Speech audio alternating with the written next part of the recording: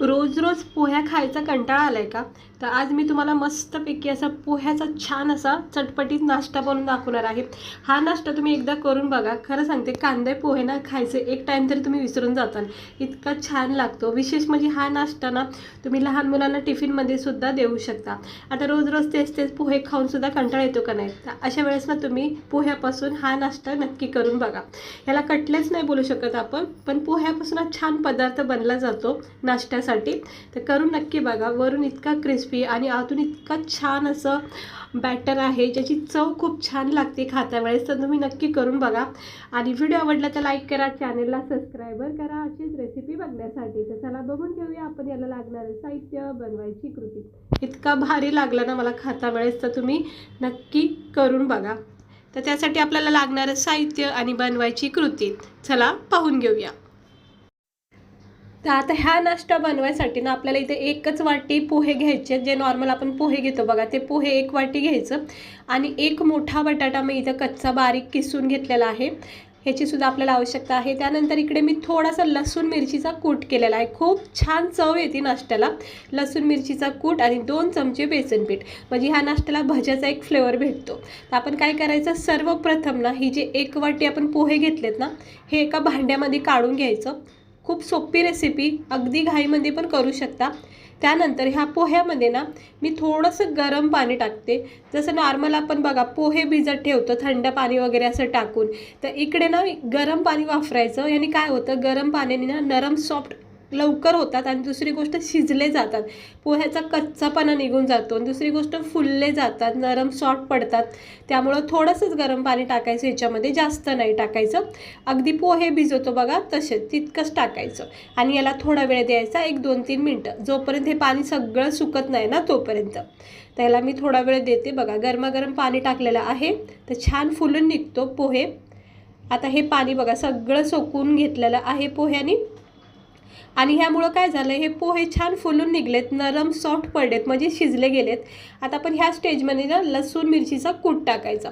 लसूण जर आवडत नसेल तर तुम्ही नुसत्या मिरचीचा कूट पण टाकू शकता. त्यानंतर इकडे मी 2 चमचे बेसन पीठ टाकले. बेसन पीठाने ह्या नाश्त्याला एक भज्याचा फ्लेवर येतो, छान चव वाढती नाश्त्यामध्ये. तर 2 चमचे मी इकडे बेसन पीठ टाकलेलं आहे. आता हे सगळं बेसन पीठ मी याच्यामध्ये टाकून घेतले. इकडं एक बटाटा किसून घेतला बघा, त्यातला थोडा टाकला आणि थोडं ठेवून दिला, कारण जास्त वाटतोय मला जरा तो. कच्चा बटाटा किसलेला टाकलाय. थोडीशी कोथिंबीर टाकायची बारीक चिरलेली. त्यानंतर आपण याच्यामध्ये टाकणार आहोत चवीनुसार मीठ आणि चिमूटभर हळद टाकायची. आता हे चवीनुसार मीठ टाकून घेतले बघा. आता आपल्याला काय करायचं, जर मॅशर असेल तुमच्याकडे तर मॅशरने याला चांगलं मॅश करून घ्या. आणि म्हणजे पोहे, बेसन पीठ, बटाटा हे सगळं एकजीव झालं पाहिजे. आता गरम पाण्यामध्ये पोहे भिजवल्यामुळं बघा लगेच कसे मॅश झालेत आणि एकदम छानपैकी याचं पीठ तयार झाले.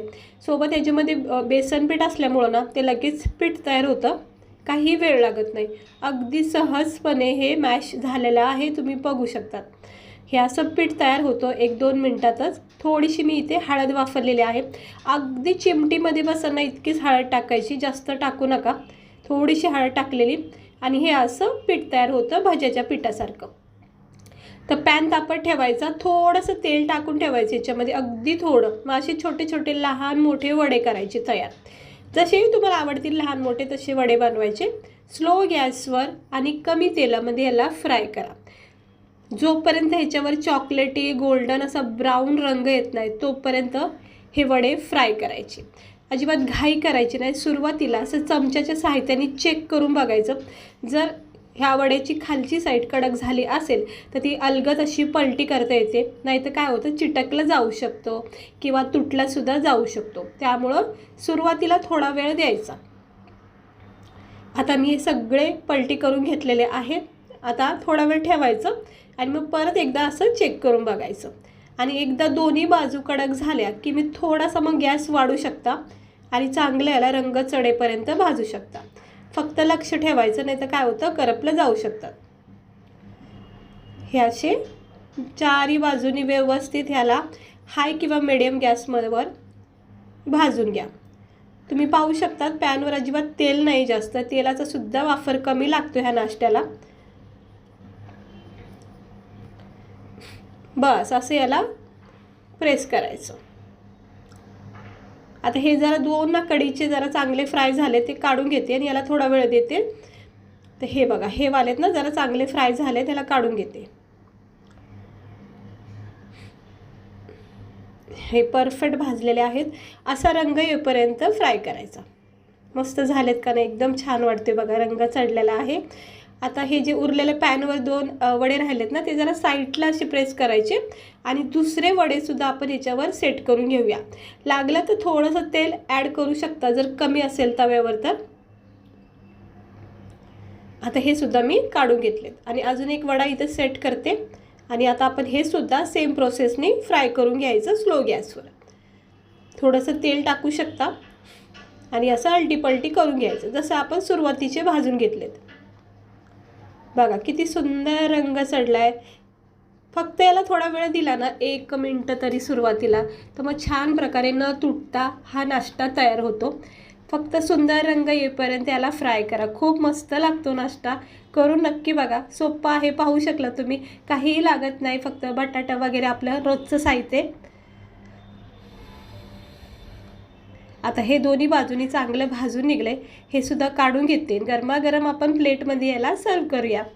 तर हे बघा, आपले पोह्याचे वडे झालेत खाण्यासाठी तयार. आता वाटतेत का आपण हे पोह्यापासून केलं. जर कुणाला तुम्ही सर्व केलं ना चहासोबत, म्हणजे पाहुणे गेस्ट वगैरे आले ना, तर हे वडे तरी करून बघा आणि चहासोबत आपल्या पाहुण्यांना तुम्ही देऊन बघा. खरं सांगते, आवडीने खातील आणि तारीफ तर करतीलच करतील. इतके छान लागतात हे वडे. म्हणजे पोहे करण्यापेक्षा ना हे वडे करून बघा, खूप भारी लागतात.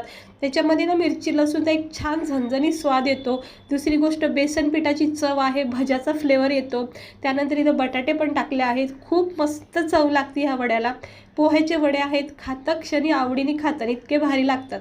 तर बघा किती क्रिस्पी कुरकुरीत भाजलेत बघा. वरची साईड किती छान भाजली गेली आणि आतमध्ये बेसन पीठ, बटाटा, मिरची लसूणचा एक छान चव मस्त वाटतो. तर हा वरचा क्रिस्पीपणा ना सुरुवातीला खाता वेळेस खूप जाणवतो आणि मग नंतर बेसन पिठाचा तो एक छान स्वाद लागतो. तर केचपसोबत मी ट्राय करते याला. तुम्ही गरमागरम चहासोबत याला खाऊन बघा.